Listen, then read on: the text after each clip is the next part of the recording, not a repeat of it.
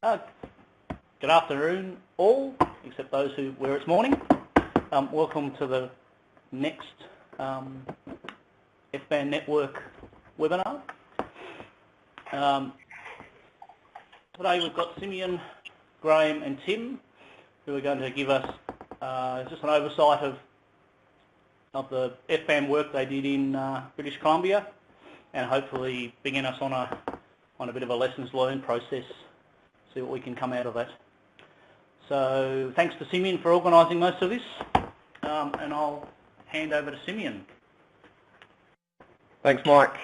Yeah, welcome everyone. I've got to say there's lots of other people online today as well who went to British Columbia. So I'll start off by saying perhaps at the end we're going to hopefully have some time for some questions. So you guys that went along as well, feel free to chip in with any of your experiences and what you've learned as well. I thought, joining the conference, depending on how energetic everyone gets with the questions, if you want to type them in the little chat box, maybe we could get to them at the end or try and answer them as we go. Feel free to do that as well. Alrighty, so yeah, Mike's just said we've got myself, Graham and Tim volunteered to give at least our perspectives. There will be other perspectives on how the deployment went, because as you'd all know, it goes different for each person, but this is at least three of our takes on it. So I'll just give a quick introduction to the joining the situation. conference is that was, name not recorded. And the deployment details. Graham's going to talk about, he worked in a fire centre for most of the deployment, so he'll talk about that. Tim was part of a, sorry, got to sort these slides out. Tim was part of an Aussie IMT, an Australian IMT, and I was a single resource, so that's what we're going to go through today.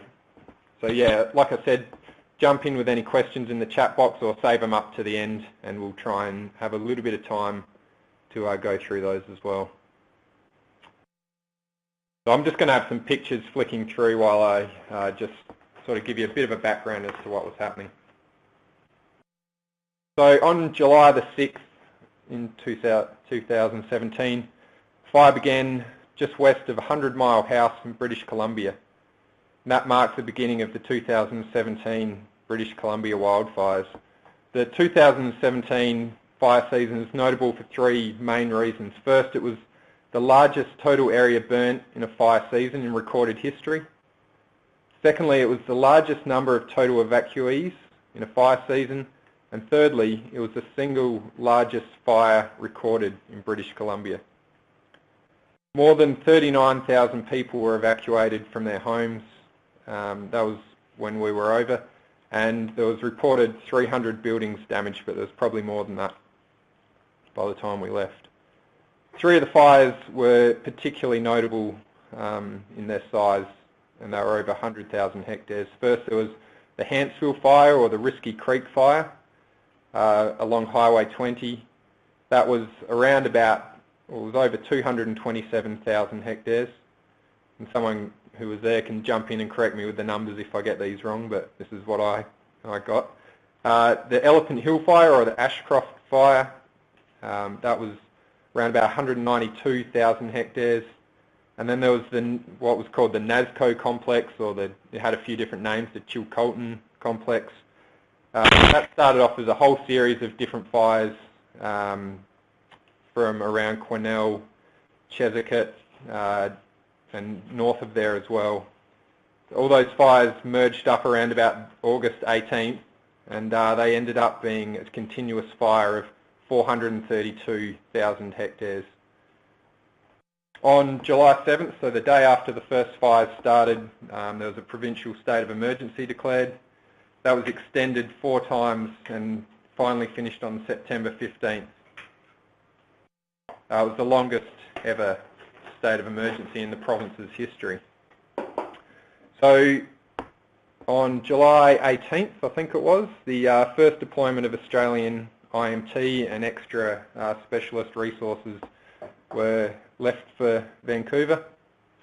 And fire behavioural analysts in Canada, they're a critical part of the incident management system over there, and they have a significant capacity in Canada. However, due to the, unprecedented size and the number of fires that they were experiencing in British Columbia, they needed extra assistance with FBANs, IMT and other specialist roles, particularly aviation and ignition specialists.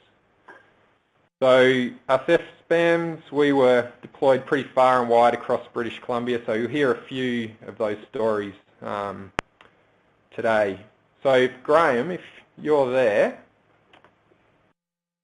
I'll hand over control to you, and if you want to talk about your experience.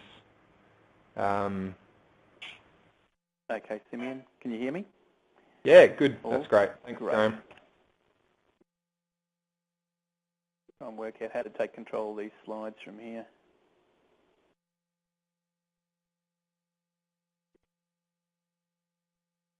There's arrows up on the top, Graham, and you can use your mouse clicks as well. Mine stopped halfway through, so you're seeing some nice photos. I'm going through them pretty quick, though. There we go, Graham. Thanks, Graham. Great. All right. Hi, all. I see some pretty familiar names amongst the list here.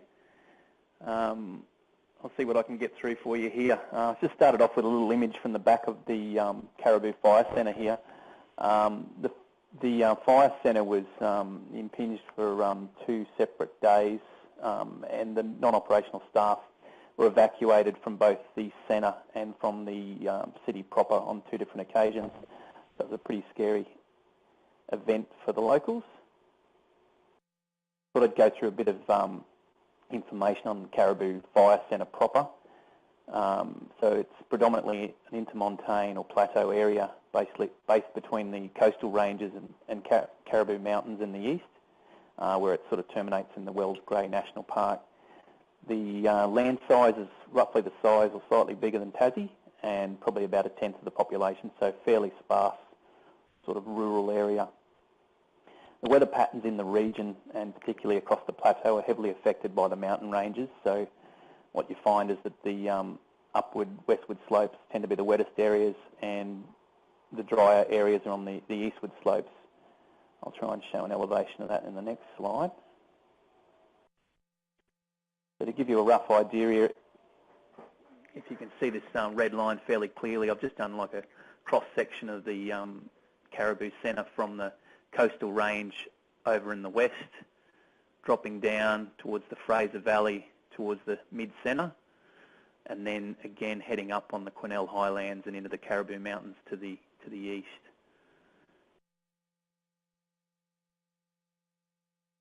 So that weather pattern drives the vegetation in the area. You can see a clearly defined area here in purple in the middle, which is ponderosa pine and Doug fir predominantly through that midsection. Out towards the west on the Chilcotin Plateau, large areas of jackpole pine, small areas of aspen, and then as you go towards the Quesnel area, a bit of a mixed bag of the different species. So to accentuate what Simeon was saying about the evacuations in order, in place, that's the Caribou Fire Centre for the 2017 region. And you can see that most of the area at some stage was under evacuation, with the exception of the Quesnel Highlands over in the east, which tends to get a larger volume of rain through the year, and in the area north of Quesnel. This next slide just shows the different danger zones for the BC province, and you'll see that the Caribou Fire Centre is listed as Region 2, probably based on geographic risk and risk to property as well as the weather itself. Okay, so while we were there, we were responsible for drafting fire behaviour advisories. I didn't personally write an extreme fire weather behaviour warning, but there was these 2 warning processes in place.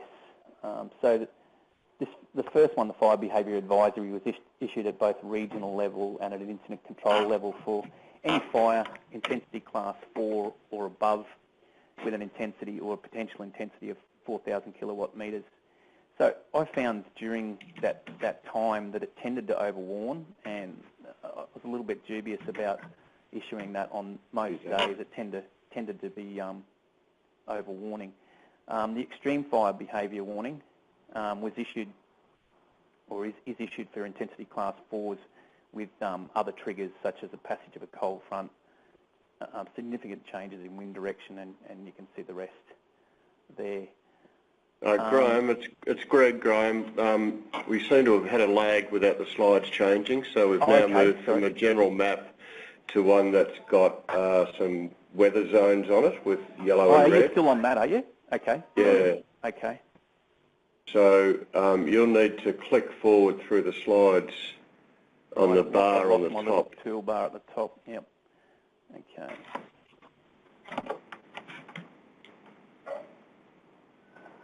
Sorry, yep, I've gone between my own personal slideshow. Sorry.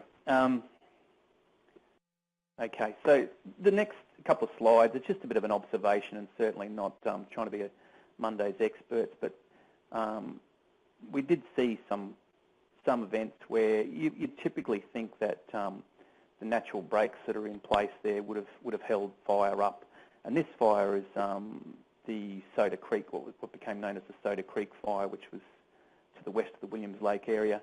It burned across the Fraser Valley, or the top end of the Fraser Valley, the Fraser River. And I've just got this slide of a place known locally as Mad Russian Island, which is to the west of Williams Lake. That slide on its own probably doesn't tell us too much. I tried to take one from the bridge to the north, looking further to the south, and once again, that probably doesn't do justice. We're looking at probably 250 metres plus of canyon and water. And the next slide will show the break in the fuels. So a pretty significant break across there with a bit of discontinuity to the west of the Fraser River there, and just a bit of an elevation profile below it. So my point here probably is that as FBANs, this was fairly early on in this fire, but we really need to take a bit of a bird's eye view of things and look for potential scenarios which may or may not have happened at this stage of the fire. There's the overall footprint of that fire heading towards the direction of Williams Lake.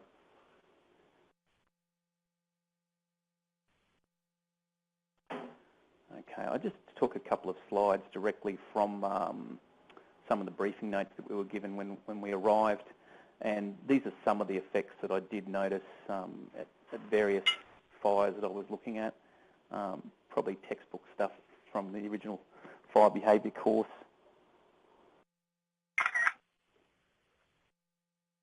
And I found this one a little bit ironic. I pulled up at the roadside during this peak period when the province was fairly heavily smoke logged.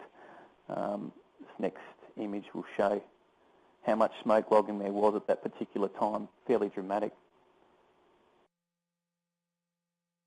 Okay, so just some general notes on fire behaviour specialists in the province. We found out that they had basically two levels, sorry, not just the province, but Canada-wide. They had basically a level 1 and a level 2 for fire behaviour specialists, and it tended to be the East Coast provinces were more the flat land specialists, you'd call it, and to progress from that level 1 to level 2 required mentoring and logging, which currently we don't do, and they were quite surprised that we basically have one base level of fire behaviour analyst. What I did find, these are fairly general observations, but I did find that most of the working FBANs were probably a little less reliant on technology. We tend to use our technology to a large degree here, but their actual knowledge of fire science was pretty amazing. Some things I noticed in the day-to-day operations, they fly a lot, and there's certainly a lot of opportunity to fly and compare your observations against previous predictions. So I'd encourage anyone that's going there in the future to take those opportunities and compare your notes. And one thing I did notice with the weather forecasters, fairly fairly different and diverse to Australia in terms of the relationship with the forecasters. Because it's a contract-based system, it's not the same as the BOM, and the individual forecasters definitely coloured what the webinar would be for the particular day. This slide has done some unusual things. I was just trying to highlight the long days. You can see the operational period there of 0700 to 1900 at the top of the slide, but the working days often pushed well beyond 12 hours, up to 14 hours. So I wanted to highlight the fact that it's generally a long campaign. I'll see if I can go back to the previous slide. I've dropped one out of there. My apologies. Just that it's a long campaign, and 14 days by 14 hours is a lot of hours. So you really do have to pace yourself in terms of fatigue. It was something that I noticed compared to our 7-day deployments here. I was fairly mentally tired by the end of a fortnight. Okay. I'm sorry, I seem to have dropped a number of slides out here. I had some more notes on. That might be my fault, Graham. I might have put those in with the summary of lessons learned at the end. Oh, okay. So. All right. So is that all right? Can we come back to it at the end? Yeah, I'll come back to that for sure. Cool. So I'll just see where we are. I'll leave it on. I should have warned you. I jumped around. No, that's cool. So I'll leave that one. That's what's known as a structural protection unit van. I'll just advance through to Tim's slide.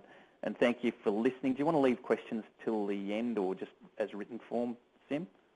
Yeah, we'll do a bunch of questions at the end, if that's all right with everyone. And if you think of them as we go, feel free to jump in with any comments. All right. I'll just mute out now. Thanks, mate. So, Tim, I'm guessing you're still online? Yep, you got me there. Right, yep. So Tim was FBAN in an Australian preformed IMT, so you might have had a little bit of a different take on how things went, but I guess some things will be similar and some will be different for everyone. So take it away, Tim.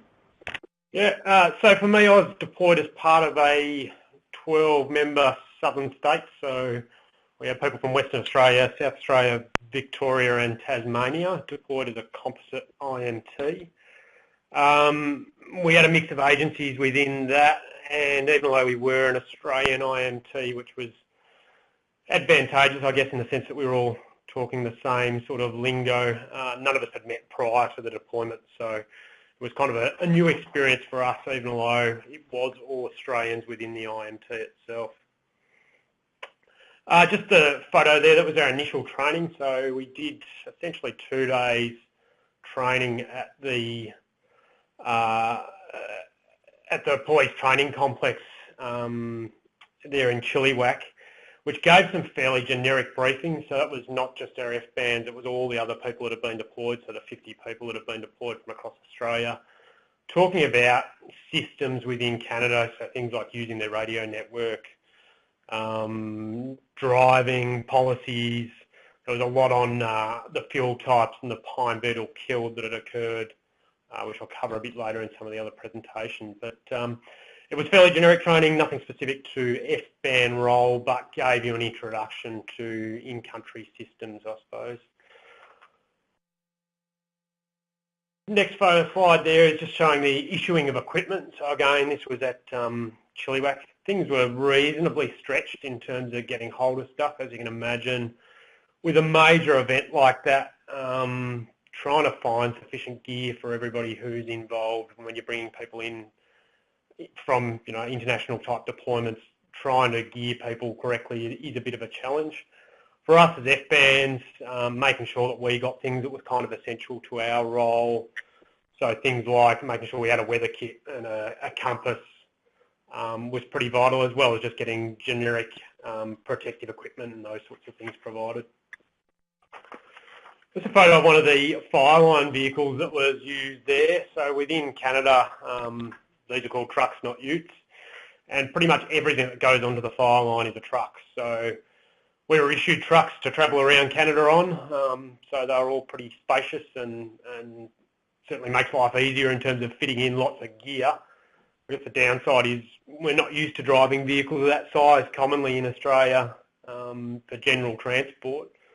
So we, fortunately, because of the fact that we were at the police training complex We had the opportunity to do some driver training in country to get used to driving on the right side of the road or the wrong side of the road, and also driving the larger type vehicles. So that was really valuable, having police trainers there to assist us with some of that in country. Our next slide there is the specific FBAN briefing that was provided. This was at Kamloops. I guess I included this slide because the intention of this briefing was to issue computers, red books, so the actual prediction equipment that was required to all the FBANs, and then give days training on the prediction system and potential differences between our systems and their systems. I particularly like this photo because I was deployed at this time and simply called in and picked up a computer here at Kamloops, so I was, I think, the only FBAN that missed out in the actual FBAN briefing, but got some reasonable information passed on from the FBAN that I was handing over with at the IMT. And likewise, I think as a community of FBANs from Australia, we kept pretty good contact and a pretty good relationship, even though we were kind of scattered all over British Columbia. We made sure that we were keeping in touch with each other, and sort of people were only a phone call away for advice. So our own community networks were really strong in that sense. So next slide was the Australian IMT that I was deployed in, and the photo on the bottom right is showing the camp accommodation. So this was at Quesnel, where I was deployed for the first rotation, which was meant to have been 14 days. I think extended out to about 17 days. Obviously things were pretty stretched in the way of resources at this time. The camp, in terms of numbers of people that it was accommodating, fluctuated between 300 and 700 people. So there were queues for a lot of stuff, but pretty amazing that for a temporary camp, how much equipment can be brought in, and how you can have everybody getting good access to showers and feeding and have everyone fed within a pretty reasonable time frame. I mean, waits for food and stuff were never more than 20 minutes, which was great. Also some real advantages in terms of living in the fire camps, I think, in that you can talk to all of the crews that are returning from the line. You can certainly get advice back from them on fire behaviour, and a lot of them would be pretty willing to give their personal thoughts on your fire behaviour advice that you provided for the day. So it was good in that sense to be in the camp and get some of that feedback. I guess some of the downsides were that camps are a pretty noisy sort of a place. This one was operating on generator power 24/7, even though there's power lines running past. And as a result, you've kind of got that constant noise in the background. So camp could be a little bit challenging at times to get really good rest, but fortunately, due to the working hours that we were doing, you were generally pretty tired and would manage to get some sleep even in a fairly noisy environment. Just a bit of a map there of some of the fires that we were dealing with on my first deployment. So in the IMT, I think we had about 15 fires in various states when we first took over the IMT and the running of this particular IMT's response area. We've certainly managed to reduce the number of those fires that we had as a result of a number of them joining by the time we left. So we were somewhat productive in that sense that at least we reduced the number that they had to look at, but it's a fairly significant increase in the area. Just in terms of resourcing, obviously resources were pretty stretched, and resources were prioritised based on risk. So the particular area we were in had relatively low risk to life and personal property, and as a result, resources would be deployed to other areas in preference. So one of the fires we arrived at there was sort of several thousand hectares, and when we asked how many resources were on it, I think there was 15 contract crew working that fire. So even though a lot of these fires would traditionally be quite suppressible, just when you have so many fires in the environment over such a wide area, resources get stretched and priorities have to go where the predominant risk is. In terms of living in camp, sort of switched a bit between ranger tents, which are the tents in the background at the top of the picture, which sort of slept up to 14 people potentially in some of those, or single tents or two-man tents, which were a kind of single issue. I certainly had a preference for single tents in the sense that it got you away from anyone who was snoring. They're also a little bit warmer. Some of the nights were quite cold and got down to near freezing on quite a few of the nights. Was some fairly significant issues with wildlife in camp. So when you bring that sort of number of people into the environment, the risk of bears increases reasonably significantly. And there were certainly sightings of bears in camps and trapping work going on to try and control the risk of bears potentially trying to get into tents and steal food from the camps. So no issues, but I guess just something to be aware of, that you will be dealing with those sorts of situations when you're on deployment. A few photos of the predominant forest type in the area I was working. So lodgepole pine predominantly, so it was all productive forest. It was really very much logging country and was timber production type forest. You'll see there on the picture on the right-hand side, there's a lot of down timber within that photo, and that's predominantly timber that's been killed by the pine beetle. So there's been significant issues with a pine beetle which attacks this lodgepole pine and will kill it. And although this pine beetle's been around for a long time, unless they get a very cold winter very early in the season, they have to get some really low temperatures to kill the pine beetle.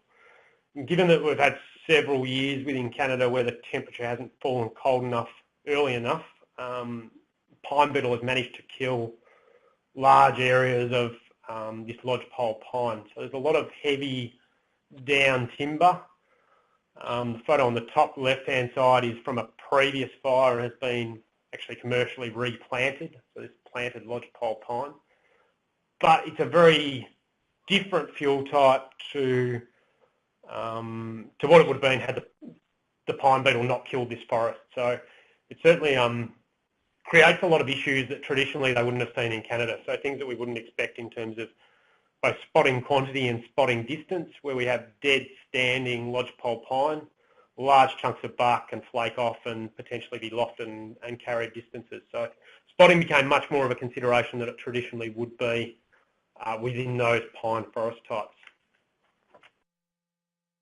Next slide, just showing it was the first time that I guess I'd ever seen fires, and you probably can't see the fire scars very well in the picture, but fires that have burnt up to the snow line. So there was areas like this, and this fire was quite remote from our fire control centre. I think it was about a 40-minute helicopter flight each way to get out to this location, which was the Barron Lakes. Snow-capped mountains, very remote terrain. Again, this fire essentially didn't get resourced, just got checked on every sort of few days to see how it was progressing, because it was essentially contained between the lake and the elevated areas of the snow line, but really diverse, I guess, in the sense of this fuel type was completely different to the lower lands and the productive lodgepole pine forests that I'd experienced elsewhere in the rest of the fire.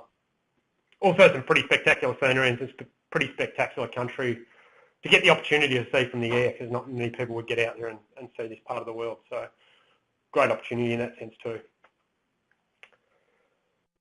In terms of fire behaviour, I guess it was quite challenging in the sense that if you had a period of reasonably damp weather and humidity's getting up, essentially the edge would go to ground and would be smouldering, and it could remain at ground level for sort of a couple of weeks at a time, and then with some warmer weather and some lower relative humidities, the whole line would again be active in a reasonably short time period. So it was a bit challenging in the sense that you'd expect to have cold edge after 2 weeks of no active burning, no visible signs of fire, because there was so much heavy smouldering timber with the lodgepole pine that had been killed, and because of the duff fill layer, so all the pine needles sitting on the surface. Quite different in the sense that in Australia after 2 weeks, although we'd still have active fire, wouldn't be likely to all take off as a active front like it would there. So things would go from reasonably quiet to being very active within fairly short time periods, fully dependent on weather and convection and getting a bit of sun on fuel and drying things out and getting things moving. So it was, I guess that was one of the major differences that I noticed within the deployment. As has been mentioned, use of aircraft. So when I first arrived, in terms of fire edge and where the particular fires were, IMTs have been stretched. Actually finding out where fire perimeters were was essentially being done by satellites, so satellite hotspot data, and that was the scale that things have been mapped at. So for me, given that we're only a 12-member IMT, sort of expanded out to a few more with some locals, I ended up doing quite a bit of flying and essentially just doing air observer work in the morning, trying to map fire edge, determine what was active and determining where things were spreading, and then would spend my afternoons doing predictive work. So quite different, I guess. Had to be quite adaptive in what you were doing. But in terms of aircraft, lots of availability of aircraft for FBANs, as been mentioned, respected role within Canada, and if you requested an FBAN flight, an aircraft to be made available for you to go and do what you needed to do. So it certainly made getting a handle on local fuel and weather conditions a whole lot easier, having a helicopter available to take you to specific areas. If you were trying to do it all by road travel, time would just prohibit you from doing a lot of the activities you needed to do. So it certainly made things a lot more viable. I guess just in terms of diversity of things that you'd need to do, although it was deployed as an FBAN, it was made pretty clear early on that you needed to be flexible in what you were doing.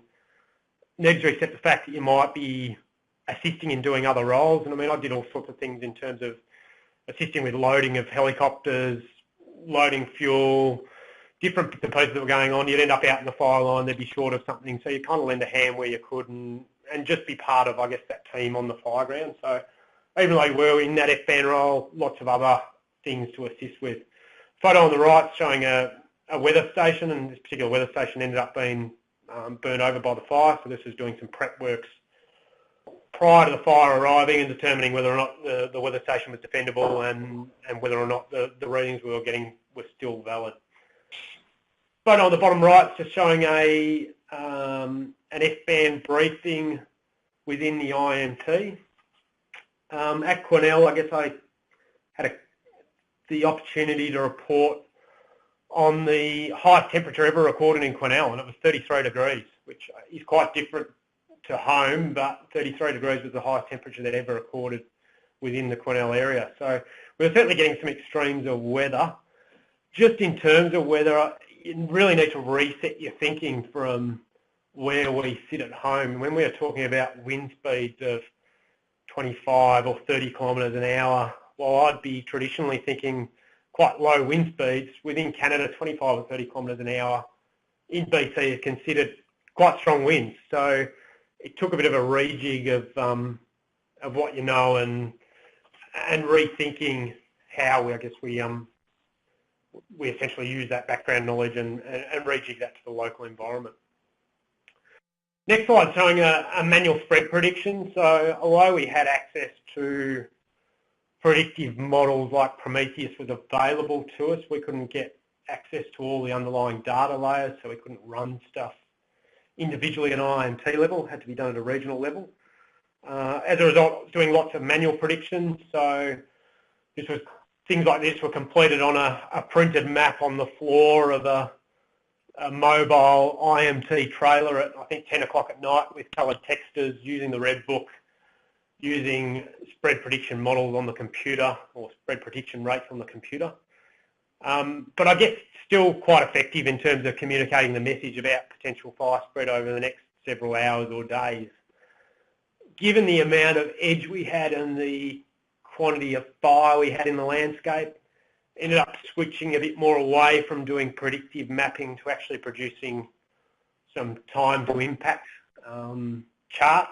So I'd work out where assets were, work out where the nearest bit of fire was to that asset, and determining what the time frame would be to have a fire reach that particular asset or groups of assets.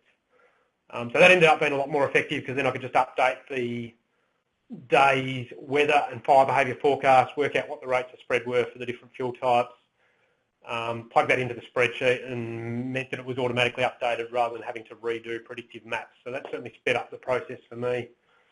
and was used a lot by the IMTs to inform decision making about trigger points for warnings and advice and those sort of things. So that was effective.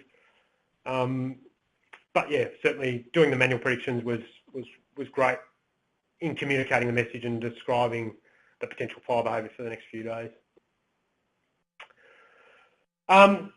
The note there was actually a bit of information that was passed on to me by Tim Wells. So Tim Wells had previously been to Canada and deployed as an FBAN, and I guess it was just to remind me to say, if anybody gets deployed, I can't recommend strongly enough, even though it's probably going to be short notice and you're only going to have a couple of days to potentially talk to someone, try and take the time to sit down with somebody who's previously been deployed. This was a handwritten note of Tim's. We met up a couple of days before the deployment, and he just scribbled down a whole lot of stuff that he thought I might potentially need to take with me before I travelled or might need to know. So it was my point of reference, really valuable, and I guess without that, without having spoken to somebody who had previously been, I would have really struggled, particularly given that I didn't get the in-country FBAN briefing due to time constraints. So can't recommend strongly enough, if you are deployed, talk to someone who's been to the country before, get as much information as you can. Yeah, really change the deployment from being a bit challenging to being really easy and provided plenty of information. And just as a final slide there, some of the differences in terms of fire equipment. The one on the top right is a skidder loader, and that's an old converter gas tank which has been filled with water and has a pump fitted to it. So that was one of their primary firefighting appliances to go out into the fire line. So there was essentially no trucks with water getting deployed to the fire line. If you wanted water on the fire line, it was either laying hose, of which they'd lay hose for several kilometres from rivers or lakes, or they'd bring in one of these mobile skidders and use that as their fixed water source. So quite different in terms of the style of firefighting that was being conducted. The bottom right shows some of the demobilisation at Williams Lake, and that's just to give a bit of an indicator of the quantity of hose that potentially was deployed to the fire line. It's just completely different to the way we potentially do business here. And that's it from me. Thanks, Simeon. Thanks, Tim. I'll probably be a little bit short because the guys have covered off a fair bit of it already, but basically I was a single resource FBAN, they called them, and we ended up being called Team UN. Actually, it was good. I got to do my first 2 weeks deployment with Rochelle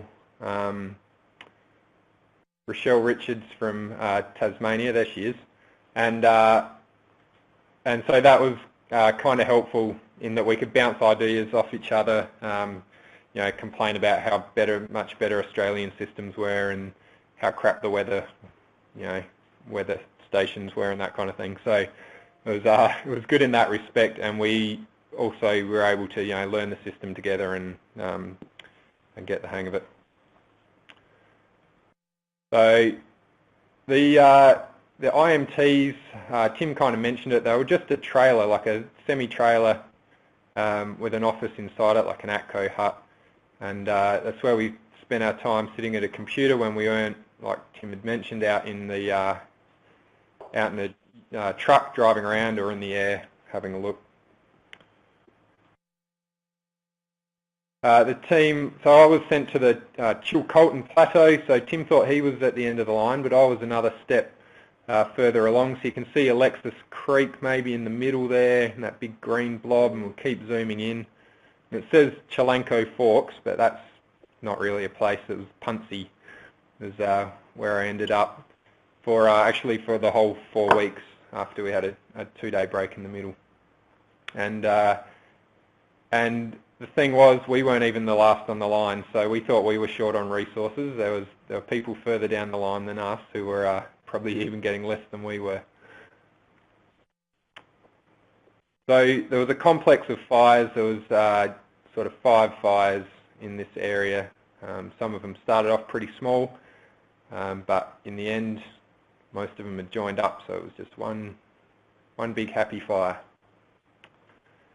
So this is a pretty typical camp setup. So there's all the all the trailers with the catering, toilets, showers, and the tents, the ranger tents where we slept. There's obviously other tents scattered about, and a few resource trailers as well. This is the kind of accommodation. So I slept in a ranger tent most of the time on a bunk. I kind of didn't mind it. Here's my team. So Team UN, you can see there's Rochelle and myself down the front. We had people from Northwest Territories Province, New Brunswick, Nova Scotia, Saskatchewan. There was, who else? We got Newfoundland in the middle there. There's a couple of New South Wales guys in there. And yeah, so it was a real mixed team. And there was a few communication issues at the start. I think we kind of ironed those out by the end of it. I did one briefing in full Aussie, which still don't quite know how well it went down. There's a lot of, the Savo's going to be a scorcher, that kind of thing, and they had no idea what I was talking about. Some people thought it was funny, other people were just like, what is this guy on about? Anyway, it was a really good experience to work with people from all over Canada, so a lot of them from the East Coast where they were having a quiet year, so they were able to help out. We did have a few fireground people from Ontario. We got our handover briefing from a FBAN in Quebec, so just about all the provinces covered, I think, except maybe Manitoba. So the main jobs were, provide a fire prediction for the next day, but it was also to brief the crews as well. There was usually we wouldn't get to go out and actually talk to the guys on the ground, so something that was a bit different was actually taking that fire weather, turning it into firefighter speak, and communicating with the crews each morning. We also did a lot of verifying the weather, going out and visiting rain gauges. One day I tried to drive to all 3 of my rain gauges that I put out around the fires.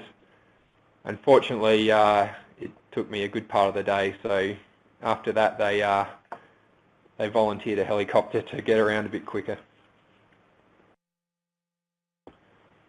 The one thing that was hard during a manual prediction was a bit tough, mainly because we didn't know where the fire was to start with. So Tim mentioned having to fly around and actually map the edge of the fire. I wasn't quite as blessed with the number of helicopters perhaps, but it was pretty hard to do a manual prediction, even if we knew what the rate of spread was going to be, because we didn't know where it was starting from until the crews came back in that night and gave us a bit of a heads up.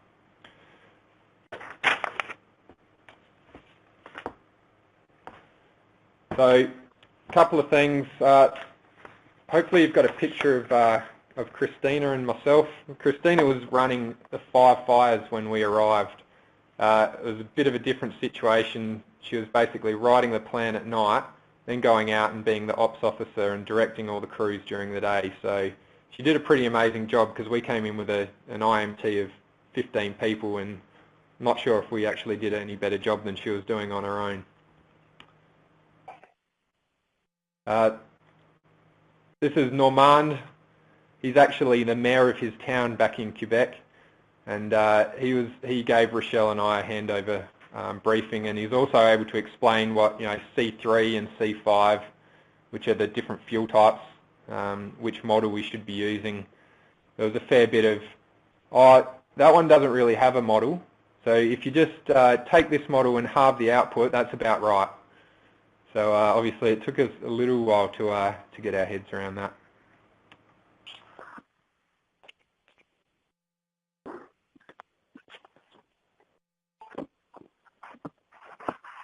Have I changed the slide now, Deb? Is that better? Yeah, we didn't see the other codger, the old codger you were talking about. So. Normand. Oh, here he is. He's up sitting in the helicopter. Have you got him now? Yeah, thank you. There he is. He's not much. Turns out he was mayor of his town. The town only had about 100 people, but he was very proud to be mayor of it. And I think the next nearest town was about 14 hours drive away. So. The crews this is a Type 1 crew. They had varying skill levels, but they were all really good. Oh, there's Graham looking good as well. I've just noted down some differences between Australia and Canada. So we're maybe a little bit cynical, but there was no volunteers really on the fires there, so that made it a little bit different. We started to wonder whether there was much incentive to get these fires out, but they did do a really good job and use some different techniques to steer the fires around towns or assets of impact. So one technique that I've never thought of using here was to light an enormous backburn and try and drag the head fire towards that giant backburn to steer it around a town. Sounds crazy. That was apparently a legitimate tactic. It did mean, though, those ignition specialists that would come up with ideas like that, they were pretty reliant on FBAN, so they'd often get us together to talk about the weather for the day. They were really interested in what we thought the fire behaviour would be for their burns, and they did some really big burns. And they were quite respectful of our opinions, didn't always, go with what we recommended, but they always had a listen. Another thing, I don't know if this is just me, but I noticed the fire seemed to have a slower rate of spread, but it seemed to output the same amount of energy, for any given time period. You probably saw back at the start some fairly impressive pyrocumulus. There was some pyrocumulonimbus on a few of the days as well. And so even though they weren't spreading, they thought 5 kilometres in a day was an enormous run, the amount of heat and energy output by these fires just because of the fuel load was enormous. Some of the logistics was done really well in Canada, in contrast to Australia on a lot of occasions. There was always plenty of food, or at least where I was.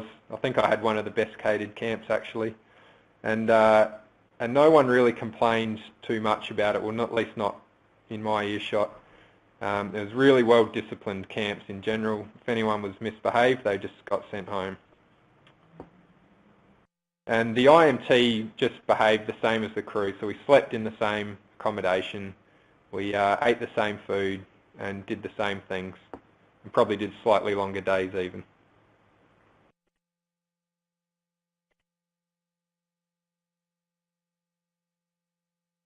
Right, just get the next slide. So here's another group of Aussies. That day it was -2, that's why we're all looking pretty chilly there, and we woke up.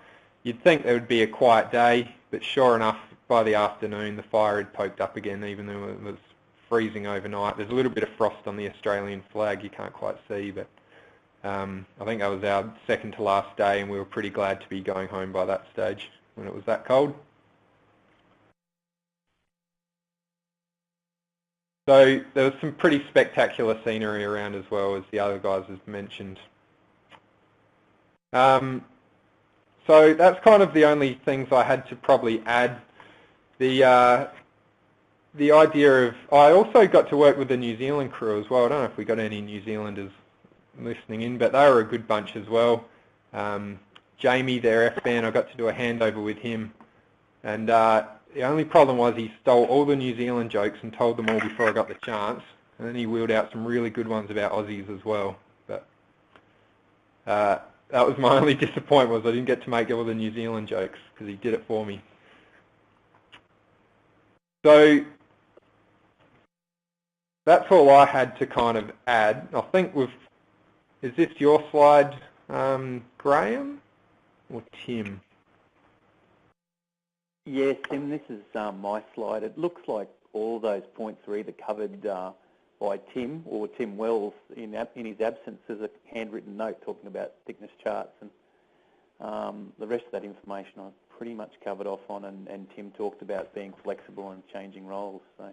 Do you want to expand a little bit on the thickness charts and the 500 hectopascal line? Because that one bamboozled me for days. In terms of reliance on using it? Yeah, and just how they were really fixated on it. probably for good reason. To be honest with you, I really I didn't get much out of it either. Just me then.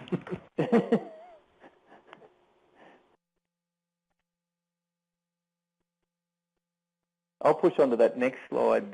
Just those lessons learned. This was a big thing for me. The amount of liaising with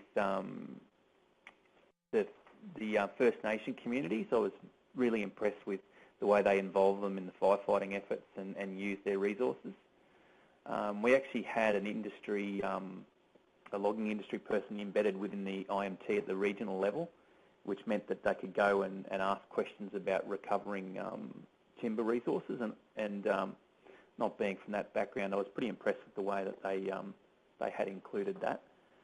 One thing I was impressed by was the structural protection units. Probably not so much the individuals working within them, but just the way that they would work in creating a humidity bubble around at-risk properties. So I provided a bit of advice to them in terms of time till impact, as they were running pumps from lakes and keeping those pumps fueled. So that was pretty handy information for them.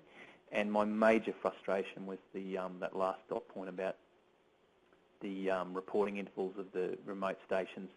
So when you're waiting for up to an hour to find out what was happening last hour, it makes predictive work fairly difficult.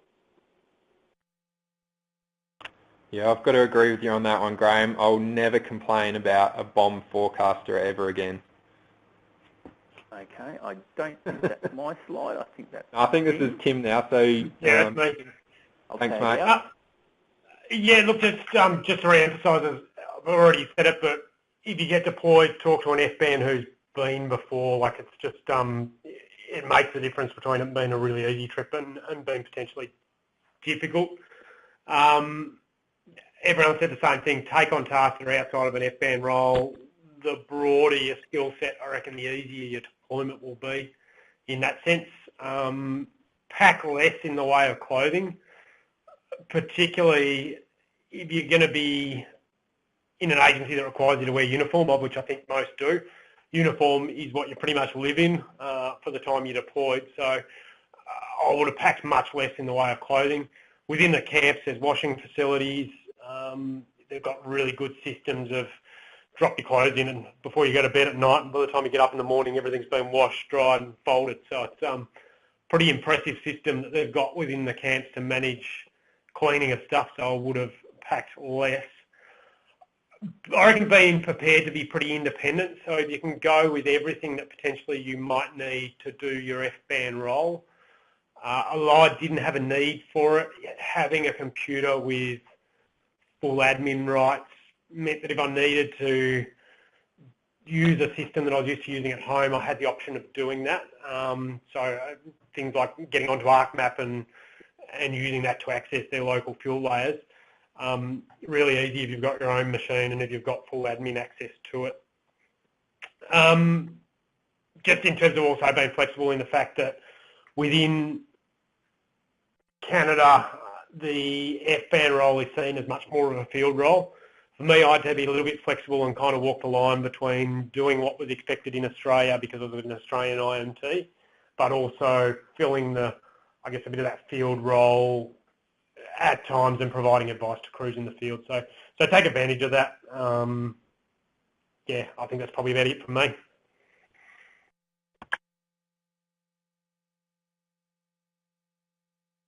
Thanks, Tim. Ailish, can you unmute your phone? Yeah, I'm unmuted. Can you hear me? Hello. Do you want to talk about yours? I think you contradict Tim here. Yeah, I'm the opposite of Tim. I took my Australian laptop. In New South Wales, we have an FBAN kit. So like Tim, I was part of an Australian IMT, and I did not get the FBAN briefing. My handover was from a Saskatchewan FBAN. But I just found I did not use my Australian laptop at all, and I carried that kit around, dragged that kit around to 3 different fires, took up space, luggage. It was always a pain in the butt, you know, for me. When I had the BC laptop. I guess the thing for me too was I was able to have Prometheus and run Prometheus in the IMT, so maybe that was a bit of a difference there. But for me, I would not take my Australian laptop again. It was much easier to use the BC one on the BC system, and the way they set logins up straight away was amazing. For me, it was so good because I didn't get that FBAN briefing, and I was in an Australian IMT, and I got a handover from a Saskatchewan FBAN, and it was her second time. I had very limited handover, so it was great to be able to Skype with other FBANs, Australian FBANs that I knew out there to just run things past. Yeah, and the other thing, I guess we've spoken about it, the role in Canada is very much out on the fire ground. The best period I had, we did 5 days. The following has left the conference. Glenn Daniel. 5 days at Elephant Hill after being moved on from Princeton. We were working with a BC IMT then, and I was working along with a BC FBAN, and literally we just were out in the field working with ops, working with the ignition specialist. He had a full setup to run his computer, and we were able to run Prometheus from his truck. So we were doing predictions in the field, but mainly working with ops and the ignition specialists. In the IMT, the intel from the field was very limited. You know, we had the morning briefing at 7 a.m. and then we would have a night briefing that was starting at 9:30 at night. So there were big gaps in the day. So being out there, you could learn the fuels, you could see the fire behaviour, and we could do our predictions. Cool, thanks, Ailish. I can see Rick, you're online. Is anyone else who went? I can't see if there's anyone else. Oh, Dave. If anyone else wants to jump on and add in maybe one quick lesson learned, otherwise we'll maybe ask some questions if there are any. It's Rick here. Hey, Rick. Can you hear me? Yep. Yeah. Listen, one of the key parts of my deployment was I got adopted by the incident management team, and the incident controller really liked when I focused on safety issues as a priority above fire behaviour issues. So in a lot of the fires, they were getting serious issues with fires blowing up, and just letting the crews know in the briefings when things could turn serious for them. They could use the Red Book themselves to a pretty good extent, but getting that heads up of when it was important to use the Red Book. Yeah, that's actually a really good point. Thanks, Rick. I'd almost sort of skipped over that, but safety was the main reason for the prediction. It wasn't so much to tell people where the fire was going to be. It was so that the crews knew when it was safe to be working and when to keep an eye out. So yeah, that's another. That was something that was maybe a little bit different to how we do it here in Australia. Are there any other questions that people have got, or anyone else want to jump in?